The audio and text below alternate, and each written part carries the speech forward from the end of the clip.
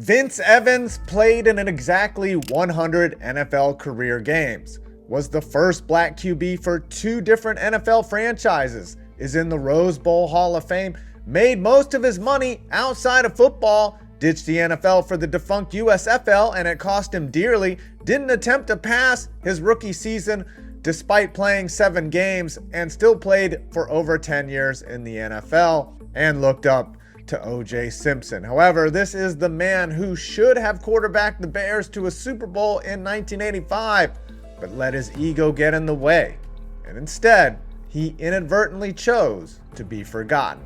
His story is quite interesting, and all that is coming up right after this. 1955 in Greensboro, North Carolina, Vince Evans became interested in a college on the West Coast when he was only 14 years old. The school was the University of Southern California, and the reason was their head coach John McKay made Jimmy Jones the first black quarterback in Trojans history in 1969.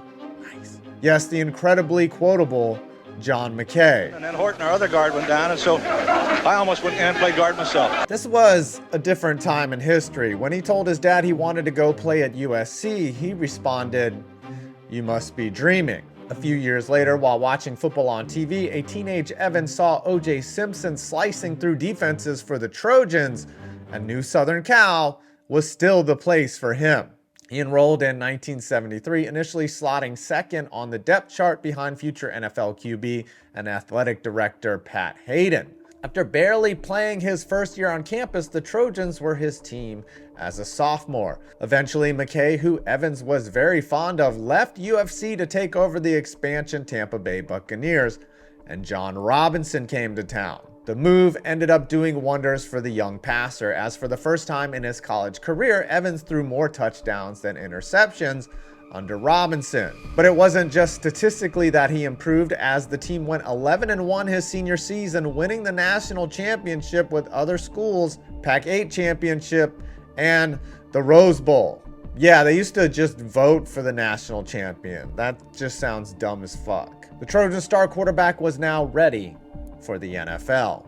The Chicago Bears picked Evans in the 6th round with the 140th overall pick in the draft, making him the 9th passer taken that year. Listen to this. Evans did not complete a single pass during his rookie season, despite playing in 7 games. But you know what he did do? He was actually used as a kick returner. This is because he wasn't even the second string. He was number 3 on the Bears depth chart behind Bob Avellini and Mike Phipps. It took until Evans' 3rd season, when new head coach Neil Armstrong came to town, for him to finally get his chance to start. We're making a video about this guy, so he probably was electric, right? No, he was as mid as your mom, going 0 for 3 with 5 touchdowns to his name and 5 interceptions. On a historical note, he became the first black quarterback to ever start a game in Chicago Bears history. Evans started 10 games for the Windy City Cats in 1980, getting his first win as the team went 5-5 under his helm. Picture this, it's almost Christmas time in Green Bay, and the bitter rivals, the Chicago Bears, come to town. Aiming for revenge after the Packers won the first game that season, revenge is what they got, as Evans led the team, scoring 3 touchdowns and going 18 of 22 for over 300 yards as the Bears won 61-7. To this day, this is the most lopsided matchup in the history of these two teams. This helped Evans win the starting job for the Bears going into 1981, but it didn't go swimmingly. He threw 11 touchdowns compared to 20 picks as the team went a measly 6-10. Management was pissed and canned the previously mentioned Armstrong, bringing in Iron Mike Ditka and his sweater to take over the Bears.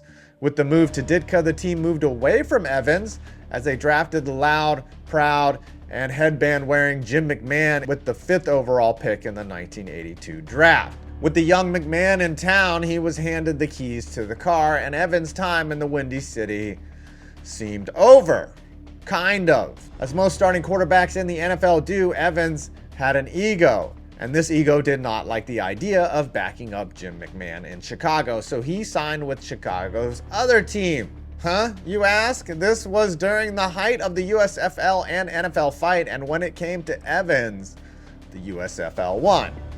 And they weren't paying peanuts either. The Chicago Blitz paid Evans $5 million per season to sign. Mind you, this was in 1984. To help put that in perspective, That is the same cap hit Sam Darnold has with the Vikings this season 40 years later. Not shockingly, this figure helped make Evans one of the highest paid passers in the new league. Playing for head coach Marv Levy alongside Tim Spencer and Chris Haynes among other weapons, he was abysmal as the Blitz went 5-13 and he threw 14 touchdowns to 22 interceptions. The following year, the Blitz blitzed the league, folding, and Evans went west to the Denver Gold. He was better in Denver as the team won 11-7, but this was the end of Evans in the USFL.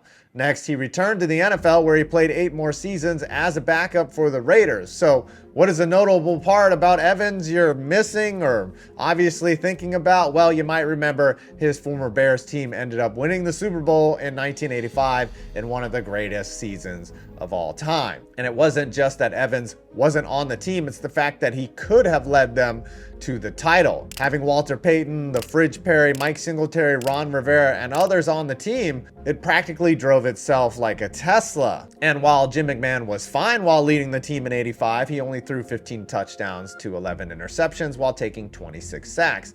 Furthermore, the year before the Bears won it all, McMahon had gotten crushed, lacerating his kidney, something that would have opened the door for Evans to take the team back. Alas, he was in Chicago, only on the Blitz. Evans later admitted that he let his ego get in the way when he bolted the NFL for the USFL. Instead of sticking it out in the NFL and possibly leading the '85 Bears to a championship, the unfortunate failure of the USFL led to him crawling back to the mothership. He got his opportunity with the Raiders, in part due to the strike in 1987.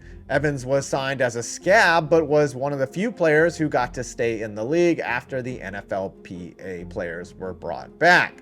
He was the Brian Hoyer of his day, staying in the league until he was 40, even getting to start 3 games in his final season and appearing in a playoff game in 1990. Now, Evans has a successful real estate career as the owner of EHB International in Southern California, where he once starred for the Trojans.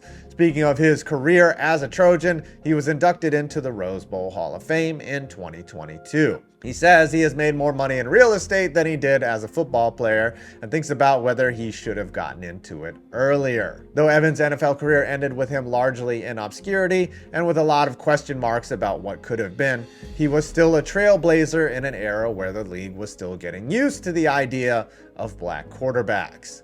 That may sound absurd today, but it's true. And now you can tell all your friends about the guy who should be a household name, but isn't.